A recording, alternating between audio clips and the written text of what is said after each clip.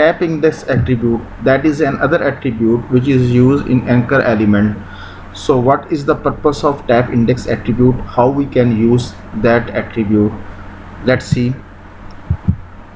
The tab index attribute of the anchor element define the order in which links will be a tab through in a browser that supported keyboard navigation. It's mean के जो आपने hyperlinks या links जो हैं वो define किए हुए हैं, that links can be a navigate or can be accessed through the tab keys, यानी कि जो आपकी कीबोर्ड के ऊपर टैब की अवेलेबल होती है, you can navigate from one link to another link through the tab keys. तो कैसे इस टैब की को जो है वो यूज़ किया जाता है? The value of tab index is usually a positive number, यानी कि टैब इंडेक्स एट्रीब्यूट जब आप एंकर एलिमेंट में यूज़ करेंगे तो इसकी जो वैल्यू आप डिफाइन करेंगे that will be a positive integer value.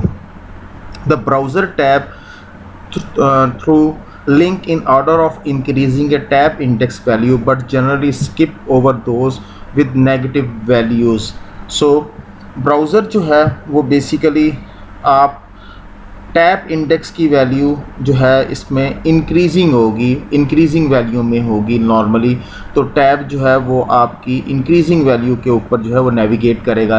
Just like अगर फॉर एग्जांपल आपने एक लिंक के अंदर टैब इंडेक्स की वैल्यू 1 डिफाइन किया तो नेक्स्ट एंकर एलिमेंट के अंदर टैब इंडेक्स की वैल्यू आपने 2 and so on. So it's mean के जो है इंक्रीजिंग ऑर्डर में जो है वो टैब जो है वो जंप करेगा या मूव करेगा on the hyperlinks. But generally ये वो हाइपरलिंक्स या वो लिंक्स या एंकर एलिमेंट जिनके अंदर वैल्यूज़ नेगेटिव डिफाइन की हुई है उनको स्किप कर देगा, वहाँ पे टैब जो है वो मूव नहीं होगा, यानी कि एक्सेस नहीं होगा.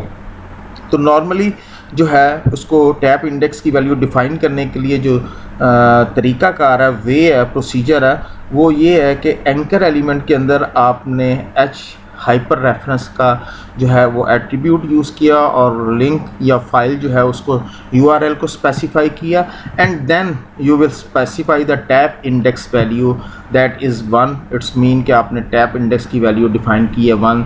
इट्स मीन कि जब ब्राउज़र पे आप टैब इंडेक्स को यूज़ करोगे तो फर्स्ट जो टैब जो जंप करेगा, मूव करेगा, नेविगेट करेगा, that will be the that link about.html का जो लिंक होगा, ये इस लिंक के ऊपर जो है फर्स्ट ऑफ ऑल जो है ब्राउज़र में आप मूव करेगा टैब इंडेक्स, यानी कंट्रोल यहाँ पे शिफ्ट होगा. So set this anchor to be the first tab to by a browser. It's mean के that will be the first anchor element that will be a browse by the tab in a browser. If the tab index attribute is undefined, the browser tends to tab through link in the order in which they are found within an HTML document. अगर आपने tab index value को define नहीं किया, tab index value define नहीं की, तो normally browser जो है वो लिंक्स जो हैं उनके ऊपर टैब जो है वो नॉर्मली नेविगेट या जंप या मूव करेगा in the sequence and in order in which they are written in the documents. जैसे जिस तरतीब जिस सीक्वेंस में जब आपने लिंक्स डिफ़ाइन किए हैं डॉक्यूमेंट के अंदर, तो ब्राउज़र के अंदर अगर आपने टैब इंडेक्स वैल्यू डिफ़ाइन नहीं की हुई, they will jump according to they appear in the document.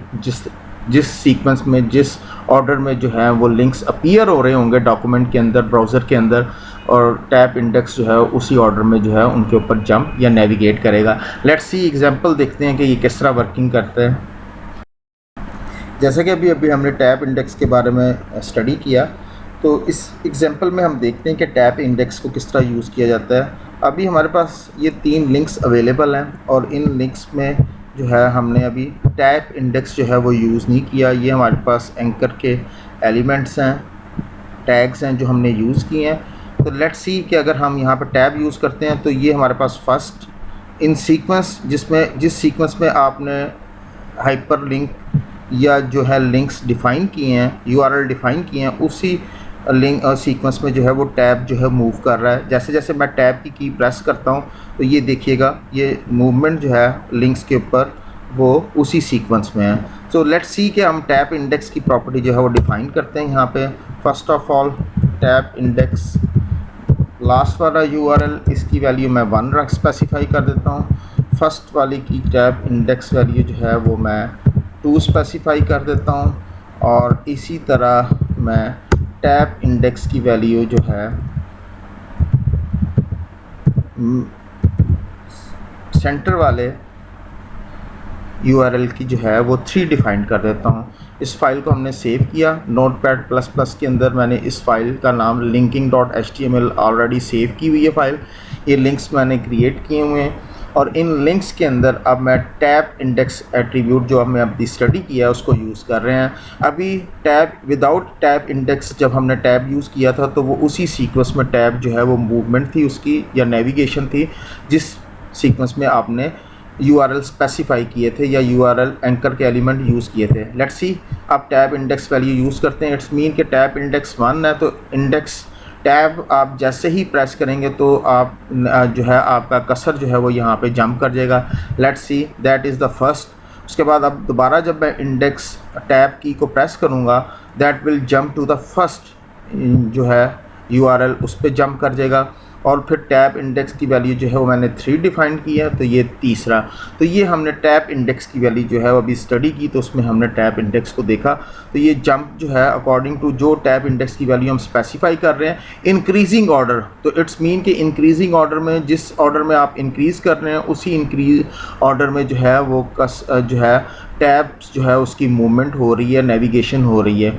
तो इसी तरह भी हमने स्टडी किया था कि माइनस की वैल्यू अगर आप किसी एंकर एलिमेंट की स्पेसिफाई कर देते हैं टैब इंडेक्स की तो वो स्किप हो जाएगा। तो अब सेंटर वाला जो यूआरएल या एंकर एलिमेंट मैंने यूज़ किया उसके अंदर मैं टैब इंडेक्स की वैल्यू जो है वो -2 स्पेसिफाई की।